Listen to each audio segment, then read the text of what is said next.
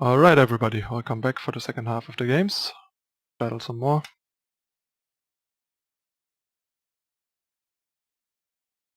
Okay, this guy has been on Elysian midrange so far. Let's see if he still is. This hand's pretty bad. This hand is much better, not to say pretty great. Especially if we draw a Sigil or a banner, like basically any way to curve Scepter turn 3. Yeah, he is still Elysian. Thing is, if he is still Elysian, we gonna need some form of interaction, because otherwise a false prince or something will be big problem for us already. That's pretty good though. So yeah, on here. A bit unfortunate against permafrost, but if he had permafrost, I think he would have permafrosted already, so he has to top deck a permafrost for that to come up. And now we have a unit that is big enough to put the scepters on to just attack into whatever our opponent is doing, which is pretty amazing.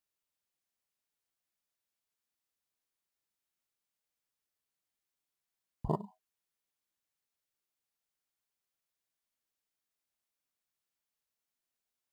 I think this is probably better than Queen, because it gives us another Warcry and more units. I think we saved the Queen for a bit.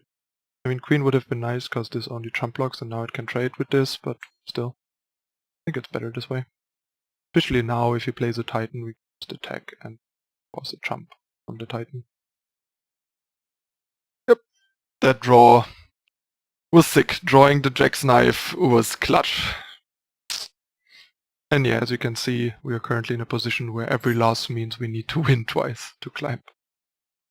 So going 7-3 means we are barely climbing, going 8-2 means we are really climbing, going 6-4 means we are losing rank, which is pretty absurd.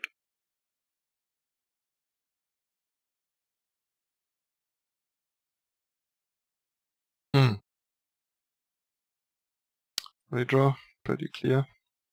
Happy Monkey has been on Rakano lately, so chances are that's still the case. Should be good for us, actually, since our hand's pretty solid. Now we are on the draw, but still good stuff.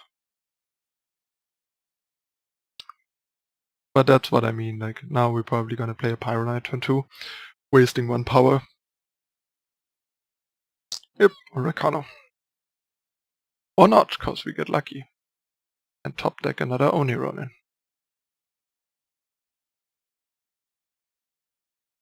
That's amazing.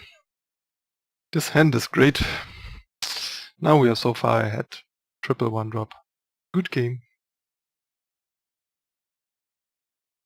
And yeah, I think ultimately that Knifejack is probably gonna be better than Ranger.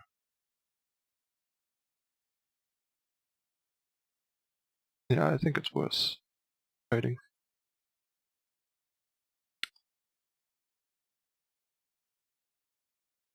Just for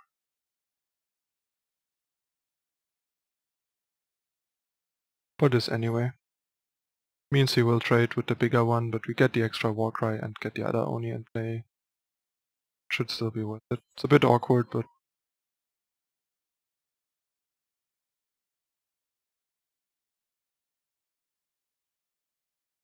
oh yeah. Hell is it, was it? Boom! And not having a play on turn 4 is pretty huge, which means he has a Vanquish, pretty sure. He has that many cards. Probably has some weapons and a Vanquish ship. Dies, but that's okay, we have the Queen, which puts him at 1. And then dead next turn. Almost would have clicked through my combat. Yep, game over. 6-5 Scepter. 7-6 Scepter. Warcry on weapons is just dumb. Generally, getting a lot of Warcries off is just ridiculous. And yeah, That's like the nut draws that nobody can beat really if you get the Warcry snowball. That's like the ideal draw. Then you don't even need weapons. Alright, actually let me change that. I think I basically at this point either want the Knifejack or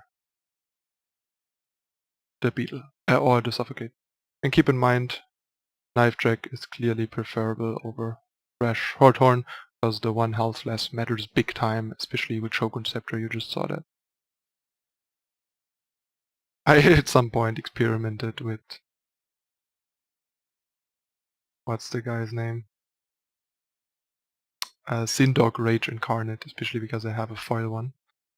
But yeah, I don't think the card is worth it, but that's another card you could try as a one-off end of deck slot. Maybe it's nice enough, but I think it's likely just win more and too awkward.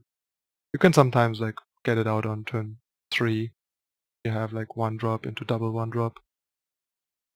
Or even like 1-drop into 2-drop into rapid shot. Basically. But then the rapid shot enables it.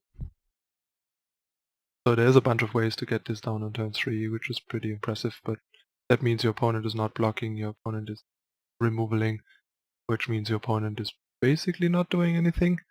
So yeah, usually just not gonna work out to live the dream. But a 7/4 flyer is a pretty nice deal in a deck like this, especially with all the backup, making it even good enough against the Titan. So you have the rapid shots, and if you put a Jack's Knife on it, it's a 9/6 beating a Titan and so on. So this hand is too bad because of the power situation. This hand, on the other hand, is amazing. Triple 1-drop into double removal. Sounds like a pretty good plan. Especially with the Beetles flying over blockers.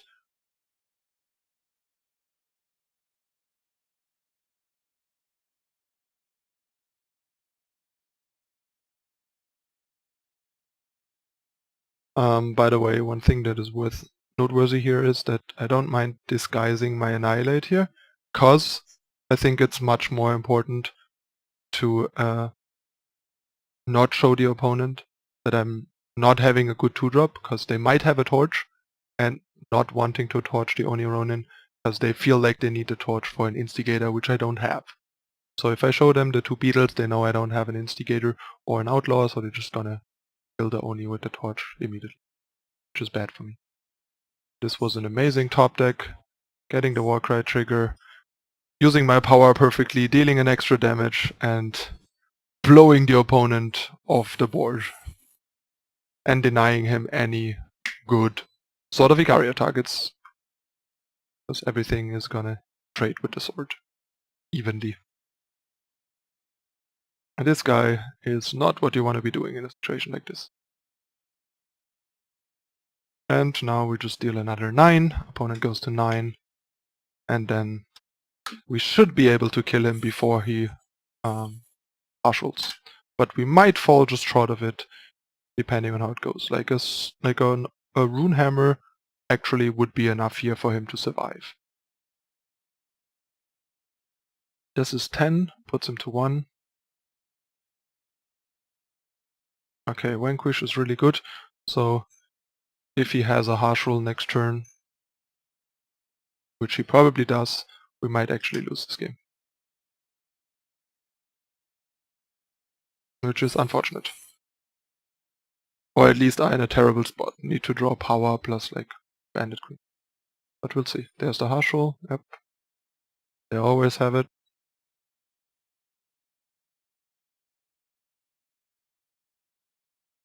A unit is what we would have needed here. Or at least power to draw into a Bandit Queen. Awkward. I think it's also really bad to quarry here before Warcrying from the sword, but that's his problem, not ours. But it is pretty bad. You want to Warcry before you quarry. And we draw no units. which means the game is basically over. Too far behind at this point.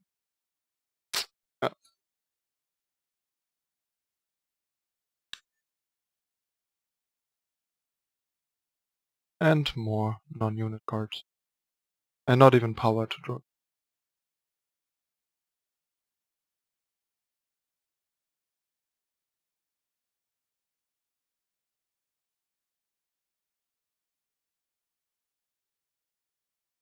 Yeah. Power is not really what we wanted here. I think his attack with the Maiden was pretty bad, by the way.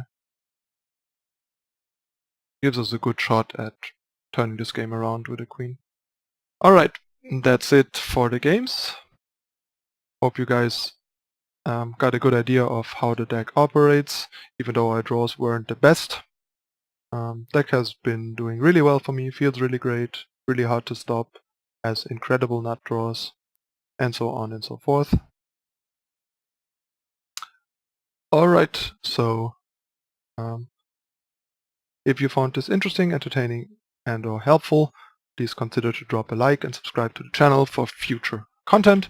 And if you want to support me further, please go ahead, tell your friends, share the content everywhere, and check out the links in the description, follow me on social media, and if you want to support the channel and the content, there's also a donation link down there where you can donate to keep this thing going. And yeah, that's it again for today. Thanks for watching, everyone. See you next time. I'm out. Bye.